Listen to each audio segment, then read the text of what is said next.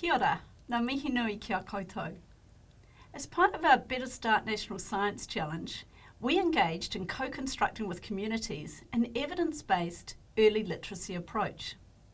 Now this approach is referred to as the Better Start Literacy Approach, and it involves developing children's oral language, their phonic and phoneme awareness, vocabulary, and early reading and writing skills. As part of the co-construction process, we met with leaders from Te Taumutu Rūnanga to gain their advice and support for pilot research in schools and early childhood centres within their rohi. The importance of including culturally appropriate and place-based stories relevant for local communities was raised. And this idea has led to the development of these beautiful pūrākau and aligned children's readers that have particular relevance to the people of Te Taumutu Rūnanga. In this video, we will discuss the development of these pūrākau, the meaning behind the stories, and the importance of culturally relevant stories for early literacy development in our tamariki. With me today, I have Elizabeth Brown. Elizabeth is a leader from Taumutu and the Deputy Assistant Vice-Chancellor at the University of Canterbury. Kia ora, Liz. Kia ora, Gail. Also today we have Jada Sia Karima. Kia ora, Jada. Kia ora. And Jada is part of the rangatahi at Te Taumutu Rūnanga. And also Dr. Amy Scott. Amy is the Program Coordinator for the Better Start Literacy Approach and a Senior Lecturer in the Child Wellbeing Research Institute. Kia ora, Amy. Kia ora, Gail. Now, Liz, this has been a fantastic project to be involved with you in developing these beautiful pūrākau. Could you tell us just a little bit about the background to these stories? Well, Te Taumutu Rūnanga has been producing resources for our early childhood centres and schools for a number of years, and we try and produce resources that will support the curriculum. These pūrākau come from a series of pūrākau that we have created, developed. A lot of them link to the artworks at the marae and explain the artworks, as well as telling our local stories as well. And so our tamariki, like Jada, have grown up with these pūrākau. They're part of the sort of the whakapapa of tamariki days, days that we hold at the marae for our tamariki. And we looked to choose 3 of the pūrākau that we have published. And so we chose ones that were of a lot of significance for us at Te Taumutu. The creation of tuna in particular. Tuna is one of our taonga species, and it links to Murawai o Whata, one of our lagoons. That is a very special lagoon for us. The water is very clear. Our storying is that it has the sweetest eels with the thinnest skins, so it was particularly known for that. So tuna for us is part of Taumutu. The taniwha and the rakaia, well, the rakaia is our significant awa, and this pūrākau was modified by my aunt Kath Brown for our tamariki, and so we have our own book that was illustrated at a tamariki day, so it's a special pūrākau for us as well. And finally, Ruru and the giant pōkai. Well, the giant pōkai is a very significant and scary creature.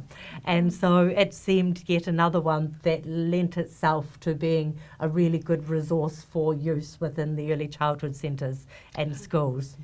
Oh, it's fascinating to hear that background behind them, and it was quite an iterative process, wasn't it, from taking the more complex stories, perhaps developed more for an older age group, and then reshaping those stories to shorter stories and more suitable for our younger learners. So tell us a little bit about that iterative process that we went through. You're absolutely right, Gail, because these were complex stories, but we didn't want to lose the nako of them, the heart of them, so we needed to refine them down, but also keep the essence of them.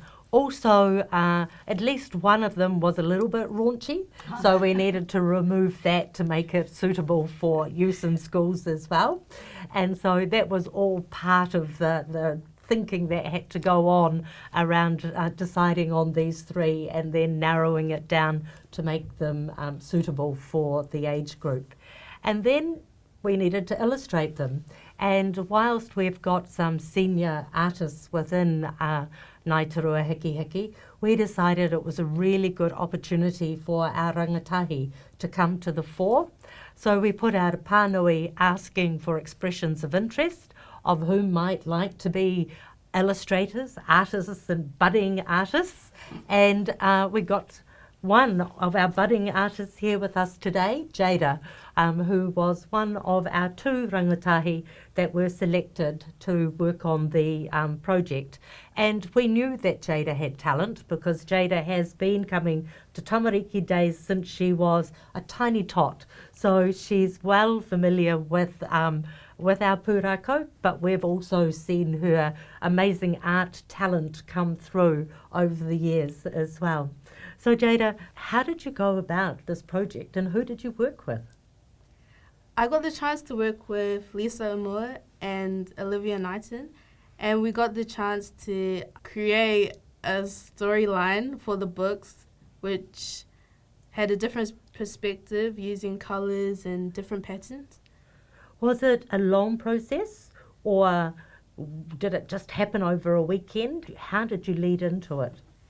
Over weeks, we got to come together and read the stories and come up with different perspectives for each of the stories.